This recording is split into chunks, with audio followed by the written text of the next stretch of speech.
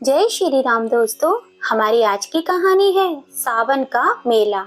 माँ, ओ माँ, कहाँ हो? देखो मैं तुम्हारे लिए क्या लेकर आया हूँ। रसोई घर के अंदर आते हुए अमित हाथ में 2 टिकटें लहराते हुए बोला। बेटे की आवाज सुनकर रोटियों के लिए आटा लगाती हुई उसकी माँ ने उसकी ओर नजर उठा के देखा तो बोली, यह क्या है बेटा? माँ, तुम बहुत दिनों से कह रही थी ना कि मैं तुम्हें गंगा स्नान कराने ले चलूं। बनारस में सावन का बहुत बड़ा मेला लगा है, तो मैंने सोचा आपको सावन के मेले में ले चलता हूँ और गंगा स्नान करवा लाता हूँ। आपकी वजह से मुझे भी भगवान भोलेनाथ के इस पावन महीने में गंगा स्नान करने का मौका मिल जाएगा। देखो, मैंने ट्रेन से टिकट करवा ली है। बेटे की यह बात सुनकर आशा जी चहक उठी और उनकी आंखों में खुशी भरी चमक आ गई। सावन का मेला? अरे, तू सच में मुझे सावन के महीने में गंगा स्नान करवाएगा? तू सच कह रहा है ना बेटा? मुझे यकीन नहीं हो रहा। अरे माँ, मैं झूठ थोड़ी बोल रहा हूँ तुझसे। यह देखो टिकट, तुम्हारे सामने ही तो है। अब जाने की तैयारी कर लो। जितना भी सामान चाहिए मुझे पहले ही बता देना। पूरे 7 दिन के बाद चलेंगे। वाह बेटा, जुग जुग जियो मेरे लाल। सावन के इस पवित्र महीने में गंगा जी में स्नान करूंगी तो मुझे मोक्ष मिल जाएगा। अच्छा, कौन कौन चलेगा बेटा? सभी चल रहे हैं ना? आशा जी ने मुस्कुराते हुए पूछा तो अमित बोला, अरे नहीं माँ, सामने जाकर क्या करना है? मालूम है सावन पर कितनी भीड़ रहती है। सब लोगों को संभालना तो बहुत ही मुश्किल हो जाएगा। इसलिए मैं केवल 2 ही टिकट लेकर आया हूँ, मेरे और तुम्हारे लिए। बेटे की इस बात को सुनते ही आशा जी की नजरें अपनी बहू गीतांजलि की ओर गई और सोचने लगी कि बेटे के साथ मैं अकेले जाऊंगी तो बहू तो नाराज हो जाएगी। फिर बोली, अरे अमित बेटा, लेकिन इतनी उम्र में तू अकेला मुझे कैसे संभालेगा? घर में तो मैं जैसे तैसे अपना काम कर लेती हूँ, लेकिन बाहर तो मेरा उठना बैठना भी बहुत मुश्किल हो जाएगा। घड़ी घड़ी मुझे सहारे की जरूरत पड़ेगी। तभी उनकी बहू गीतांजलि बोली, अरे अम्मा, अब यह आपको ले जा रहे हैं तो संभाल भी लेंगे, और फिर हम कहीं ना कहीं तो जाते ही रहते हैं, फिर कभी और चले जाएंगे। और यह भी तो सोचिए कि सावन के मेले में गंगा स्नान करने का मौका हर किसी को नहीं मिलता। आप बहुत नसीब वाली हैं जो आपको मिल रहा है। फिर आशा जी बोली, लेकिन बहू, अमित को मुझे संभालने में परेशानी होगी तो? उनकी यह बात सुनकर उनका बेटा अमित हंस पड़ा और बोला, माँ, अब तुम्हें अपने बेटे पर विश्वास भी नहीं है? अरे, जैसा आप मेरे बचपन में मेरा ख्याल रखती थी, वैसे ही मैं भी आपका ध्यान रखूंगा। आपका हाथ मैं कभी नहीं छोड़ूंगा। खूब अच्छे से आपको मेला दिखाऊंगा। अमित की यह बात पर सब लोग हंसने लगे और आशा जी प्रसन्न हो गई। उनकी बहुत समय से चली आ रही इच्छा आज पूरी होने जा रही थी।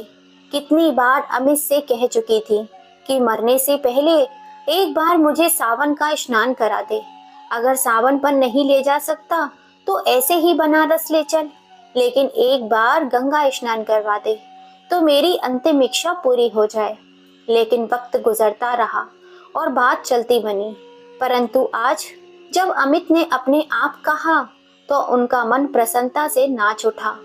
आज तो वे अपने बेटे और बहू को आशीर्वाद देते थक नहीं रही थी। बनारस जाने के लिए वे दोनों ट्रेन में बैठ गए, पर आशा जी का तो सफर में बुरा हाल हो रहा था। 2 दिन और 1 रात का सफर था। बेटे का हाथ थामे बार बार बाथरूम जाती, लेकिन जैसे ही ट्रेन खिसकने लगती तो पांव डगमगाने लगते। किसी तरह गिरती पड़ती सीट तक पहुंच पाती थी। अरे माँ, संभालो अपने आप को, अभी तो सफर शुरू ही हुआ है, आगे कैसे करोगी? हाँ बेटा, कोशिश कर रही हूँ संभालने की, पर उम्र हो गई है ना, हाथ की पकड़ भी ढीली हो चुकी है और पाँव भी डगमगा जाते हैं। बेबस होते हुए आशा जी बोली तो अमित ने कहा, कोई बात नहीं माँ, मैं हूं ना तुम्हारे साथ, मैं सब संभाल लूंगा। यह सुनकर आशा जी की आंखें ममता भरे आंसुओं से भर उठी। रात के समय ट्रेन की छुक छुक और सीटी की आवाज ने सोने भी नहीं दिया। रह रह कर सोचती कि बेवजह ही मैंने अमित को तंग कर दिया। वह भी पूरी रात जागता ही रहा। इससे तो अच्छा होता गंगाजल घर पर लाकर उसी से नहा लेती। अब मुझे समझ में आ रहा है कि क्यों अमित हर बार मेरी गंगा नहाने की बात को टाल देता था। खैर, भगवान का नाम जपते जपते किसी तरह सफर पूरा हो गया। गाड़ी रुकी तो प्लेटफॉर्म की भीड़ भाड़ को देखकर आशा जी हैरान रह गईं। अमित ने दोनों थैले अपने कंधे पर लटकाए और अपनी माँ का हाथ पकड़कर स्टेशन से बाहर ले आया। उसी समय काली घटाएं छाने लगी और ठंडी ठंडी हवाएं चलने लगी। अरे बेटा, मुझे तो बहुत ठंड लग रही है। यह मौसम को भी आज ही बिगड़ना था क्या? ना जाने कब बरसने लगेगा। माँ की यह बात सुनकर अमित बोला, माँ, थोड़ी देर हम स्टेशन पर ही बैठते हैं। मौसम ठीक होने पर ही बाहर निकलेंगे। थोड़ी देर बाद अमित उठकर कहीं चला गया और जब लौटकर आया तो उसके हाथों में 2 चाय के कुल्हड़, गर्मा गर्म पकौड़े की थैली थी। माँ बेटे ने वहीं बैठकर सुकून से चाय पी और पकौड़े खाए। थोड़ी ही देर में आशा जी को नींद आने लगी तो वहीं टेका लगाकर आंखें मूंद ली। करीब 1 घंटे के बाद जब बारिश थम गई और सूरज निकल आया तो बारिश के कारण रेलवे स्टेशन पर जो भीड़ बढ़ गई थी वह भी अब छटने लगी थी। दोनों माँ बेटा एक ऑटो रिक्शा पकड़कर सावन के मेले तक पहुंच गए। मेले की शुरुआत में ही रिक्शे वाले ने उन्हें बाहर उतार दिया था। करीब 1-1.5 किलोमीटर पैदल चलकर गंगा घाट तक पहुंचे तो गिरते पड़ते बड़ी मुश्किल से उन्हें एक डेरे पर जगह मिल पाई। अमित ने वहीं चादर बिछाकर अपना सामान रख दिया और माँ का हाथ पकड़कर गंगा नहाने ले गया। आशा जी ने अपने जीवन भर में इतनी भीड़ कभी नहीं देखी थी। कहीं लाउड स्पीकर शोर मचा रहा था तो कहीं भजन चल रहे थे, कहीं गंगा मैया की जय जयकार करते लोग घूम रहे थे तो कहीं साधु संतों के प्रवचन। आगे बढ़े तो झूले वाले, खिलौने वाले, पूरी कचौरी और मिठाई की दुकान, धार्मिक किताबें और तस्वीरों की दुकान थी। हर जाति और धर्म के लोगों को देखकर वे हैरान रह गए। उन्हें ऐसा लग रहा था जैसे वे किसी दूसरी ही दुनिया में पहुंच गए हों। यह सब देखते हुए वह अपने बेटे अमित का हाथ कसकर थाम लेती हैं। रास्ता बनाते बनाते अमित उन्हें किनारे तक लेकर आया, परंतु यहाँ भी भीड़ ही भीड़ थी। अमित ने हाथ पकड़कर अपनी माँ को गंगा में स्नान करवाया और फिर खुद भी स्नान किया। गंगा फूल और प्रसाद चढ़ाया तो ना जाने कब से मन में बसी आशा जी की अभिलाषा पूरी हुई। खुशी के मारे उनके आंसू ही निकल आए थे। हाथ जोड़कर प्रार्थना की, हे गंगा मैया, मेरे अमित जैसा बेटा हर माँ को देना। आज उसी के कारण तो मैं आपके दर्शन कर पाई हूँ। ऐसा कहते हुए आशा जी ने थोड़ा गंगा जल एक बोतल में भर लिया और जाते समय गंगा मैया को प्रणाम किया कि पता नहीं दोबारा गंगा मैया के दर्शन कभी कर पाऊंगी भी या नहीं। अमित ने अपनी माँ को मेला घुमाया और खूब खिलाया पिलाया। फिर आशा जी बोली, बस बेटा, अब मैं बहुत थक चुकी हूँ, अब और नहीं चला जाता इन बूढ़ी हड्डियों से। तो अमित माँ के कहने पर उन्हें डेरे पर वापस ले गया। चलो माँ, अब तुम वहीं चलकर आराम करो, मैं घूम कर आता हूँ। ऐसा कहते हुए अमित ने अपने पास अपनी जेब में से कुछ रुपए निकाले और अपनी माँ के हाथ में थमा दिए। अरे बेटा, मैं इन रुपयों का क्या करूंगी? तो तू तो है ही ना मेरे पास, और वैसे भी मेरी साड़ी के पल्लू से 500 का नोट बंधा हुआ है। ऐसा कहते हुए आशा जी उसे पैसे वापस देने लगी तो अमित बोला, अरे नहीं माँ, रख लो, वक्त बेवक्त काम आ जाते हैं। कुछ खरीदने का मन होता है या कहीं मेले में मेरी जेब कट गई तो। अमित का ऐसा कहने पर आशा जी ने रुपये रख लिए, यह सोचते हुए कि मेलों में चोर उचक्के और बहुत से ठग घूमते रहते हैं और लोगों को बुद्धू बनाकर लोगों की जेब साफ करके कब निकल जाते हैं पता ही नहीं चलता। अमित अपना थैला लेकर चला गया और आशा जी वहीं पर अपना थैला सर के नीचे लगाकर चादर पर लेट गई। आज उनका मन बहुत ही संतुष्ट था। अमित ने भी उनका खूब ध्यान रखा था। लेटे लेटे ही उनकी आंख लग गई, लेकिन जब आंख खुली तो देखा सूरज अस्त हो रहा था। इधर उधर देखा तो अमित अभी तक लौटा नहीं था। उनके माथे पर चिंता की लकीरें उभर आई थी। अनजानी जगह और अनजाने लोग। अपने अमित के बारे में पूछूं भी तो पूछूं किससे? आखिर अमित को इतनी देर कहाँ हो गई? फिर उन्होंने अपना सामान टटोल कर देखा तो सब कुछ सुरक्षित था। अपनी साड़ी के पल्लू में बंधे हुए रुपए भी सुरक्षित देखे तो डेरे से बाहर आकर इधर उधर अपने बेटे को ढूंढने लगी। तभी सामने देखा तो हैरान रह गई। आदमियों का एक झुंड तेजी से भागता हुआ उनकी ओर आ रहा था।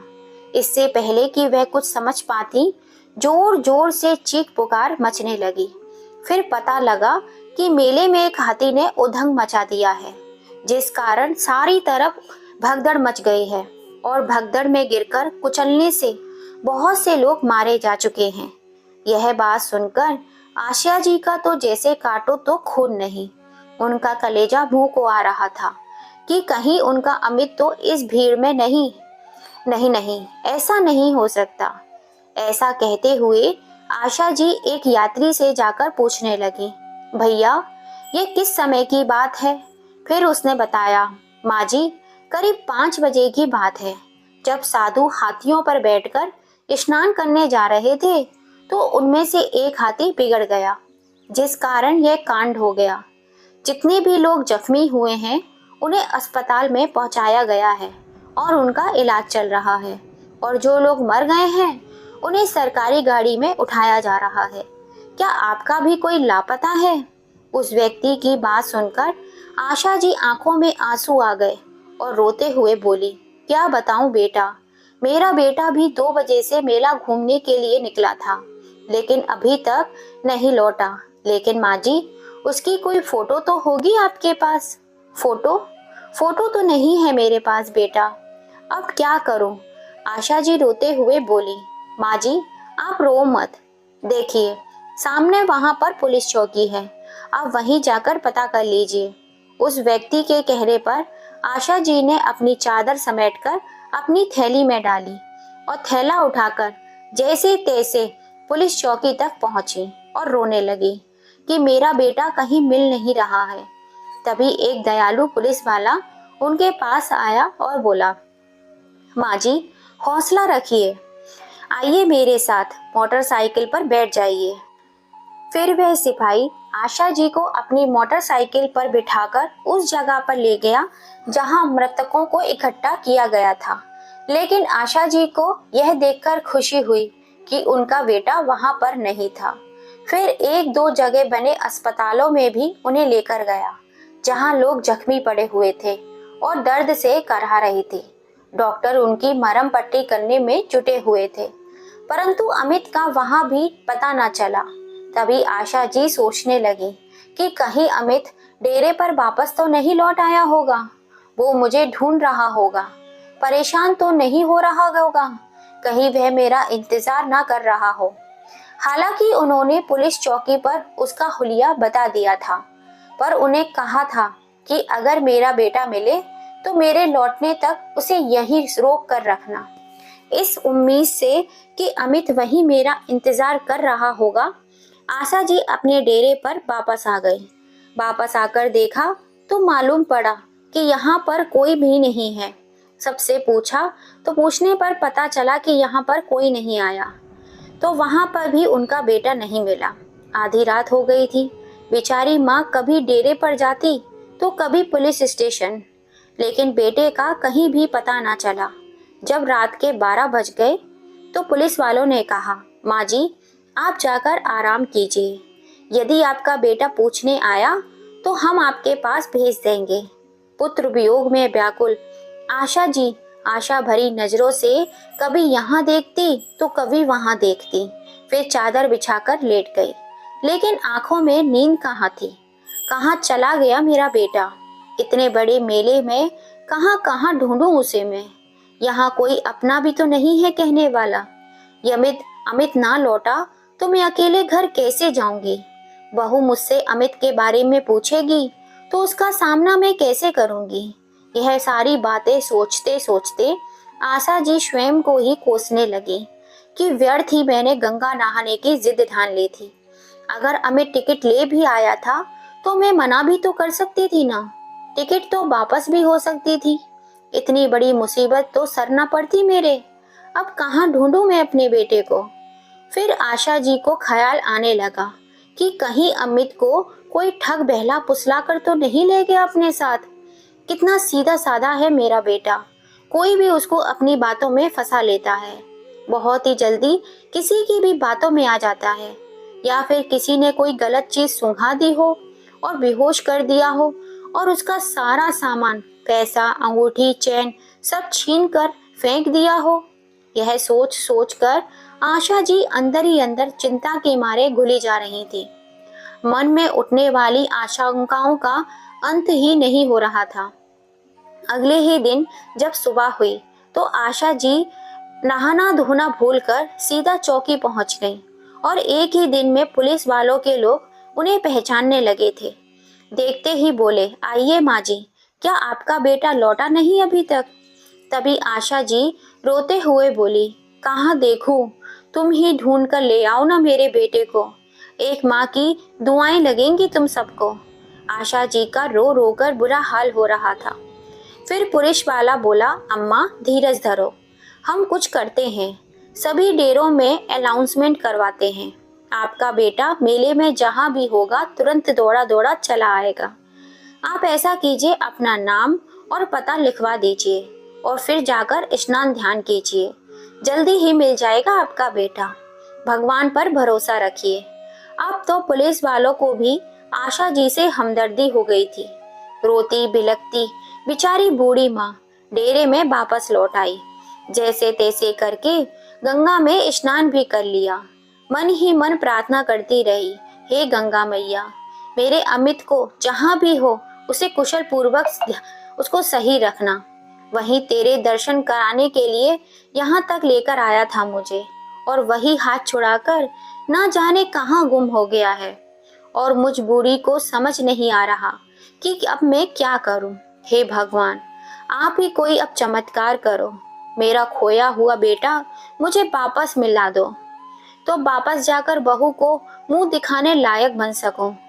पूजा अर्चना से निपटकर आशा जी हर आने जाने वाले व्यक्ति को आशा भरी निगाहों से देखती जा रही थी। दूर दूर तक उनकी निगाहें आने जाने वालों का पीछा करती कि कहीं अमित दिख जाए। घाट पर बैठे बैठे शाम हो गई।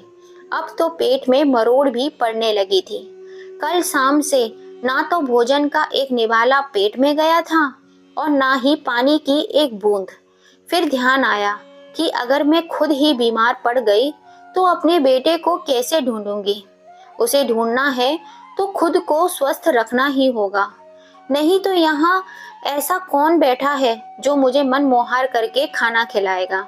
ऐसा सोचते हुए पास में चल रहे भोजनालय पर आशा जी पहुंच गईं और वहां से एक प्लेट आलू की सब्जी और 2 रोटी लेकर खाकर पानी पिया तो कलेजे पर थोड़ी शांति मिली और अपने बेटे के लिए 4 रोटी बंधवा ली कि कहीं अमित मिल गया तो बेचारा कल से भूखा प्यासा होगा। उसे खिला दूंगी तो उसका पेट भर जाएगा। बेटे को ढूंढते ढूंढते आशा जी वापस अपने डेरे पर पहुंच गई। फिर से पुलिस चौकी में भी झांक कर आ गई, लेकिन फिर से वही निराशा हाथ लगी। देखते ही देखते दिन बीतते गए। अब तो मेला भी खाली होने को आया था, लेकिन अमित नहीं लौटा। फिर पुलिस वालों ने सलाह दी, माँ जी, लगता है अब आपका बेटा नहीं लौटेगा। अब आप अपने घर जल्दी से जल्दी लौट जाइए तो अच्छा होगा। यह सुनकर आशा जी की आंखें फिर से आंसुओं में भर आई। वह बोली, बेटा, मैं इतनी दूर अपने घर कैसे जाऊंगी? मैं तो कभी भी अकेले घर से कभी बाहर निकली ही नहीं हूँ।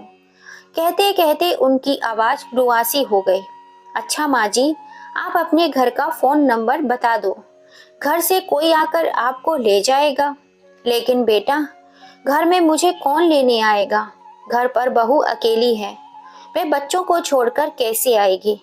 वह अकेली, अरे बहू कैसे आ पाएगी? अरे बहू नहीं आ पाएगी तो किसी नाते रिश्तेदार को बुला देगी, आप किसी का भी नंबर दे दीजिए। आशा जी ने दिमाग पर लाख जोर डाला, लेकिन हड़बड़ी में नंबर याद ही नहीं आ रहा था। अक्सर दिमाग को जंग लग जाती है जब इंसान परेशानी में होता है। वैसे भी बुढ़ापे में याददाश्त थोड़ी कमजोर ही हो जाती है। यही हुआ था आशा जी के साथ भी। उन्हें कोई भी नंबर, किसी का भी नंबर याद ही नहीं आ रहा था। अपनी बेबसी पर उनकी आंखें भर आईं। उसी समय एक यात्री पुलिस चौकी के बाहर से गुजर रहा था, तो उसका ध्यान वहां बैठी आशा जी की ओर गया, जो फूट फूट कर रो रही थी। उसने पुलिस वालों से वृद्धा के रोने का कारण पूछा, तो सारी बात सुनकर वह यात्री बोला, आप अम्मा को मेरे साथ भेज दीजिए, मैं भी वहीं का रहने वाला हूँ। मैं शाम 6 बजे की ट्रेन से अपने घर वापस जा रहा हूँ। आप कहें तो उन्हें अपने साथ ले जाऊंगा और उसके बाद उनके गांव जाने वाली बस में उन्हें बिठा दूंगा। वह आराम से अपने गांव पहुंच जाएंगे। पुलिस वालों ने आशा जी को उस अनजान व्यक्ति के साथ रवाना कर दिया और उसका पता और फोन नंबर अपने पास रखकर लिख लिया। आशा जी उसके साथ जा तो रही थी, पर मन के किसी कोने में एक डर भी था कि कहीं ये व्यक्ति कोई ठग तो नहीं। परंतु और कोई चारा भी नहीं था उस पर विश्वास करने के अलावा, वरना इस अनजान जगह पर कब तक रह पाती वो। लेकिन उस व्यक्ति ने आशा जी के मन की बात ना जाने कैसे पढ़ ली हो। वह बोला, अम्मा जी आप बिल्कुल भी चिंता मत कीजिए, मैं आपके गांव के पास के गांव में ही रहता हूँ। भरोसा रखिए मुझ पर, यदि आप कहेंगी तो मैं आपको आपके घर तक भी छोड़ दूंगा। फिर आशा जी बोली, अरे नहीं भैया, विश्वास के सहारे ही तो तुम्हारे साथ आई हूँ। तुम मुझे अपने साथ लेकर आए हो, क्या इतना उपकार कम है मेरे ऊपर? ट्रेन से उतरने के बाद मुझे बस में बिठा दोगे तो मैं अपने गांव पहुंच जाऊंगी। बस मुझे तो एक ही बात का गम सताए जा रहा है, ना जाने मेरा बेटा कहाँ होगा, किस हाल में होगा।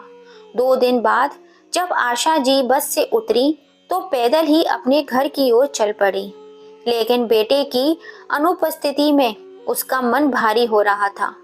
वह समझ में नहीं आ रहा था कि बहू का सामना मैं क्या कहकर करूंगी, क्या बताऊंगी कि अमित कहाँ चला गया। इसी अधेड़ बुन में जैसे तैसे घर के द्वार तक पहुंची तो देखकर हैरान रह गई कि वहां तो खूब चहल पहल हो रही थी। घर के बाहरी हिस्से में सफेद रंग का टेंट लगा हुआ था, जहां भोज चल रहा था। एक बार आशा जी को लगा कि वह किस गलती से किसी और जगह पर पहुंच गई हैं, लेकिन जैसे ही वह बाहर की ओर जाने लगी, तभी उनके पोते और पोती की नजर अपनी दादी पर पड़ी और वह आश्चर्यचकित रह गए, लेकिन फिर खुशी से चिल्लाने लगे, मम्मी देखो, पापा देखो, दादी तो हमारे सामने खड़ी है, वह लौट आई है, दादी जिंदा है। आपने पोते व पोती की यह बात सुनकर आशा जी भौचक्की रह गईं। उन्हें समझ में नहीं आ रहा था कि आखिर यह चल क्या रहा है। बच्चों के चिल्लाने की आवाज सुनकर सभी लोग दौड़कर बाहर आ गए। पूरे गांव में हड़कंप मच गया। अम्मा वापस आ गई, अम्मा वापस आ गई, अरे अरे देखो ना, अम्मा वापस लौट आई, आशा लौट आई। उधर से अमित भी दौड़कर आया और अपनी माँ को देखते ही उसके होश उड़ गए और फिर तुरंत आकर अपनी माँ से लिपट गया। तुम कहाँ चली गई थी माँ? उसी समय उनकी बहू गीतांजलि भी दौड़ी दौड़ी आई और अपनी सासू माँ से लिपट गई। पता है माँ, कितने दिनों से हमारा रो रो कर बुरा हाल हो रहा था। हमने तो सोचा था कि माँ जी, तभी उसकी बात काटते हुए आशा जी बोली, हाँ हाँ, यही सोचा होगा ना कि मैं भगवान को प्यारी हो गई। आशा जी को जैसे सारी बात का एहसास हो चुका था। फिर वो बोली, इसलिए तो तुम आज अपनी सास की तेरवी कर रहे हो। एक बार तक मुझे ढूंढना तुम लोगों ने जरूरी नहीं समझा, सोचा होगा बुढ़िया मर गई होगी। और अमित तो तुम मुझे वहां निर्जन स्थान पर छोड़कर, अनजाने लोगों के बीच में छोड़कर यहाँ चले आए। मुझसे पीछा छुड़ाने का यही रास्ता सूझा तुम लोगों को? यही सोचा होगा ना, अकेली बुढ़िया औरत वापस घर कैसे आ पाएगी, वही मर खप गई होगी। हे भगवान! ऐसा कहते हुए आशा जी वहीं जमीन पर अपना सर पकड़कर बैठ गई। फिर बोली, अरे मैं तो पागल हो उठी थी, घाट घाट पर तुझे ढूंढती फिर रही थी।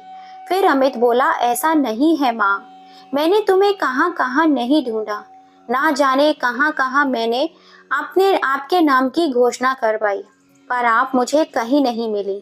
तभी आशा जी ने कहा, भगवान का इतना ही शुक्र है कि तुम ठीक ठाक हो।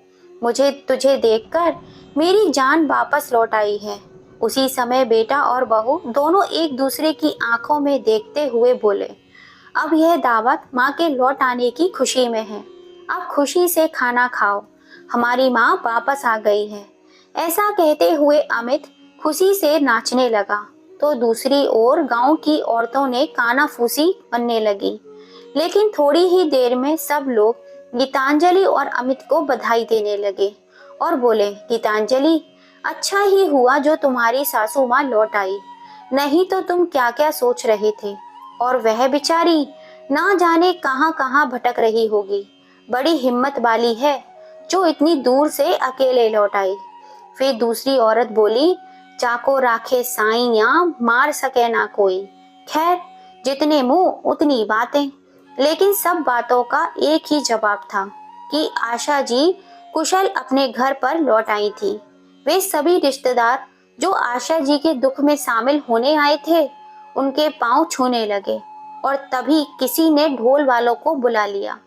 ढोल नगाड़े बजने लगे और सब लोग अपनी मस्ती में नाचने कूदने लगे। माहौल एकदम से बदल गया था। उधर अपने बेटे अमित को अपने सामने सुरक्षित देखकर आशा जी भी सब कुछ भूल गईं। भगवान ने उसकी मनौतियां मान ली थी। अब भगवान पर उनका विश्वास और भी दृढ़ हो गया था। सभी रिश्तेदार और पड़ोसी खा पीकर अपने अपने घर चले गए थे। आशा जी और उनके बेटे बहू भी अपने अपने कमरों में जाकर सो गए थे। कितने दिनों बाद आज आशा जी निश्चित होकर सुकून से सो रही थी। लेकिन अचानक ही उनकी रात में नींद खुल गई। उनका गला सूख रहा था। पानी पीने के लिए उठी तो देखा कि अमित के कमरे की बत्ती जल रही थी और धीरे धीरे कुछ बोलने की आवाजें आ रही थी। आखिर यह लोग इस समय क्या बात कर रहे हैं? मन में चल रहे इस प्रश्न के साथ वे जैसे ही अपने बेटे के कमरे के पास पहुंची तो कुछ उन्होंने ऐसा सुना जिसे सुनने के बाद उन्हें अपने कानों पर यकीन ही नहीं हुआ। गीतांजलि अमित से कह रही थी, तुमने तो कहा था कि मैं माँ को ऐसी जगह ठिकाने पर लगाकर आया हूँ कि उसके बाद तुम्हें उनसे हमेशा के लिए छुटकारा मिल जाएगा। लेकिन देखो, तुम्हारी माँ तो कुछ ही दिनों में वापस आ गई। फिर अमित बोला, अरे माँ को सावन मेले में ही छोड़ कर आया था, जहाँ इतनी भीड़ और भगदड़ रहती है। मैंने तो सोचा ही नहीं था कि ऐसी जगह से और इतनी दूर से भी माँ वापस आ सकती है। लेकिन गीतांजलि, जो हुआ अच्छा ही हुआ, क्योंकि जब से मैंने माँ को उस मेले में छोड़कर आया था, मेरी अंतरात्मा मुझे धिक्कार रही थी कि मैंने अपनी माँ के साथ ऐसा क्यों किया। क्यों मैंने अपनी माँ को त्याग करने का, मारने का बहुत बड़ा पाप किया है। सारा दिन मैं यही सोचता रहता कि भूखी प्यासी मेरी माँ कहाँ कहाँ भटक रही होगी, जिंदा भी होगी या नहीं। मेरी माँ ने तो मुझ पर विश्वास किया था और मैंने उनके साथ इतना बड़ा विश्वासघात कर दिया। माँ को इस प्रकार गंगा घाट पर छोड़कर आने का अपराध बोध मुझे अंदर ही अंदर खाए जा रहा था। और गीतांजलि, तुम माँ के आने पर परेशान मत होना। जहाँ इतना समय माँ को झेला है, माँ कुछ समय और सही। अच्छा हुआ जो माँ लौट आई। मैं माँ की मृत्यु का कारण बनते बनते रह गया। हे भगवान, तेरा लाख लाख शुक्र है। इतनी बात सुनते ही आशा जी के पैरों तले जमीन कांपने लगी और सावन के मेले का सारा दृश्य उनकी आंखों के सामने आने लगा, क्योंकि पिछले दिनों उन्होंने लगभग सारे सावन के मेले में घूम लिया था। अपने बेटे के नाम की जगह जगह पर घोषणा करवाई, पर अपने नाम की घोषणा तो मैंने कहीं नहीं सुनी थी। कितना बड़ा झूठ बोला था अमित ने मुझे। वह मुझसे मुक्त होने के लिए ही मुझे बनारस लेकर गया था, और अब मैं इतना बड़ा बोझ बन चुकी हूँ अपने बेटे के ऊपर कि वह मुझे जीते जी ही मारना चाहता था। यह सब सोचते सोचते आशा जी की आंखों के आगे अंधेरा सा छाने लगा। इससे पहले कि वे खुद को संभाल पाती, वे धड़ाम से जमीन पर गिर पड़ी। बूढ़ी हड्डियां जवाब दे चुकी थी। एक बूढ़ी माँ सबको झेल गई, पर यह बेटे का धोखा दिया हुआ सदमा ना झेल सकी। आज सच में आशा जी को अपनों से मोक्ष मिल चुका था। दोस्तों, कहते हैं ना, बोया पेड़ बबूल का तो फिर फल कहाँ से आए। जो माँ बाप अपने बच्चों को अपनी जान से भी ज्यादा संभाल कर रखते हैं, वही बच्चे भीड़ में माँ बाप का हाथ छोड़ देते हैं। दोस्तों, बेटे ने जो अपनी माँ के संग किया वह सही था या गलत? क्या आशा जी को जब अपने बेटे की सच्चाई पता चली और इस धोखे को वे झेल नहीं पाई और मोक्ष को प्राप्त हो गई, तो आशा जी का दर्द सच्चा था या झूठा? अपनी राय कमेंट करके हमें ज़रूर बताइएगा। और कहानी पसंद आई हो तो ज़्यादा से ज़्यादा इसे अपने फैमिली फ्रेंड में शेयर कीजिएगा, लाइक कीजिएगा और सब्सक्राइब कीजिएगा। फिर मिलेंगे आपसे ऐसी ही किसी कहानी के संग। जय श्री राम दोस्तों।